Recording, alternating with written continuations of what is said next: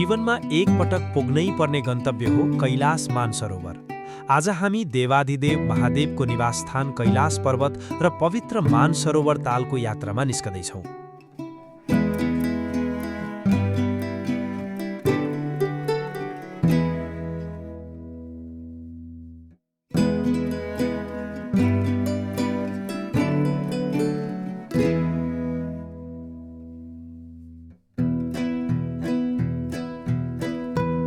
हाम्रो यात्रा सुरु हुन्छ काठमाडौँको पशुपतिनाथ मन्दिर दर्शनबाट।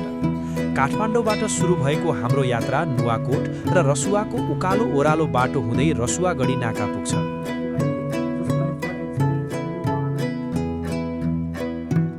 चिनिया अध्यागमन पार गरेपछि हामी तिब्बतको सुन्दर र व्यवस्थित सहर केरुङ पुग्छौँ। यहाँको उचाइ झन्डै 2900 मिटर छ। हाई एल्टिट्युडसँग शरीरलाई अनुकूल बनाउन अक्लाइमेटाइजेसन हामी यहाँ एक दिन आराम गर्छौँ।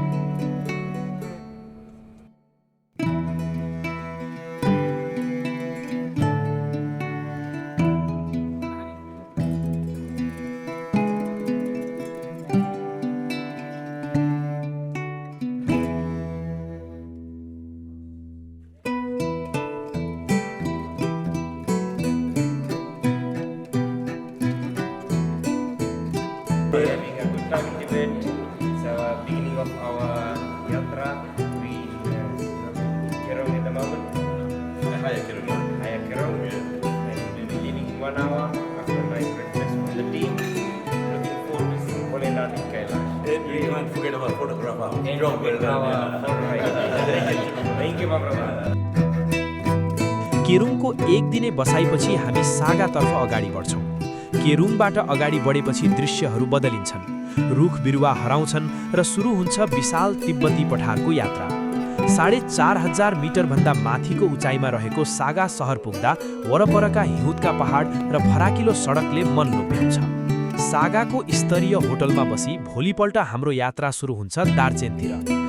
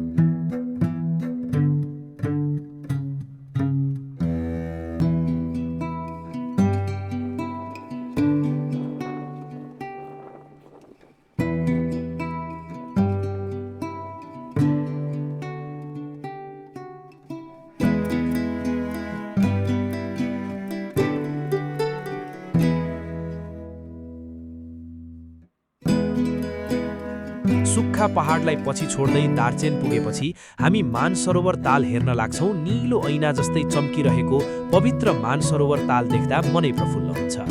भनिन्छ यस तालमा स्नान गर्दा वा यसको जल स्पर्श गर्दा जन्म जन्मान्तरको पाप पखाल्छ।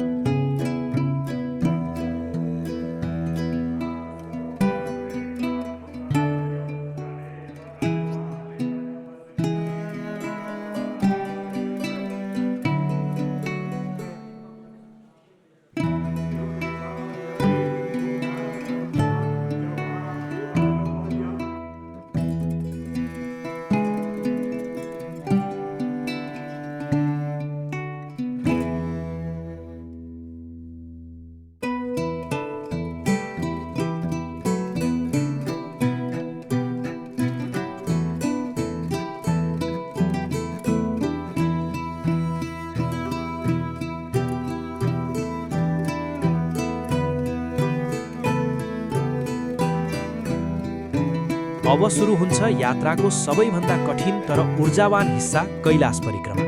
दार्चेनबाट यमद्वार पुगेर हाम्रो पैदल यात्रा सुरु हुन्छ। पहिलो दिनको गन्तव्य हो डेराफोक। बाटोमा हिँड्दै गर्दा देखिने कैलाशको विशाल र अद्भुत रूपले थकानलाई ऊर्जामा बदलिदिन्छ।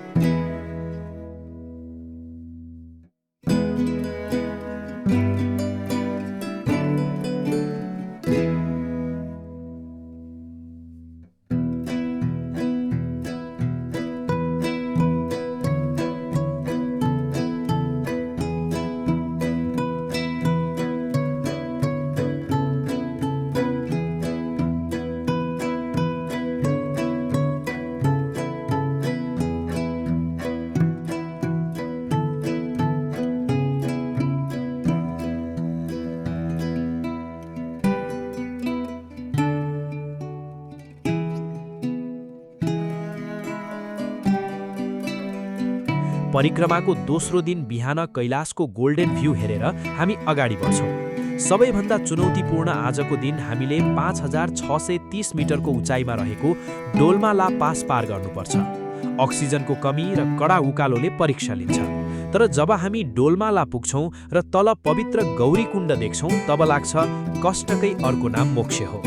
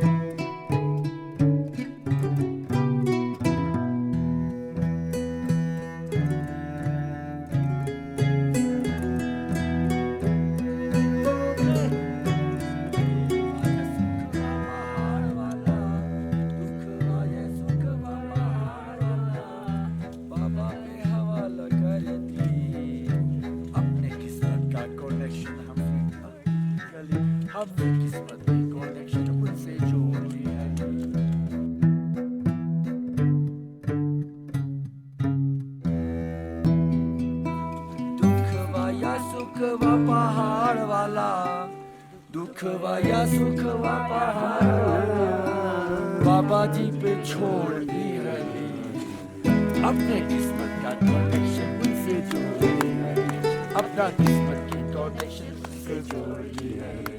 जय भोले, जय कैलाश, जय पीरी, जय सूर्या।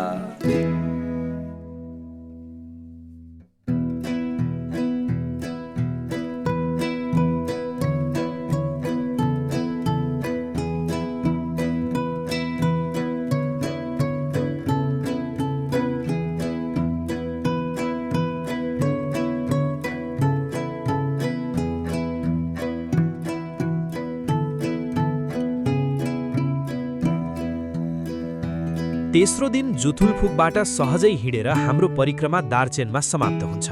शरीर थाकेको हुन्छ, तर मनमा एउटा अलौकिक शान्ति र आँखामा कैलाशको कहिल्यै नमिटिने छवि बोकेर हामी फेरि सागा र केरुङ हुँदै काठमाडौँ फर्कन्छौँ। कैलाश मानसरोवर यात्रा केवल एउटा यात्रा होइन, यो आफैलाई चिन्ने र शिवत्वमा लीन हुने एउटा आध्यात्मिक अनुभव हो। यदि तपाईँ पनि यस यात्राको योजना बनाउँदै हुनुहुन्छ भने दृढ सङ्कल्प र सकारात्मक सोचका साथ अगाडि बढ्नुहोस्। हर हर महादेव।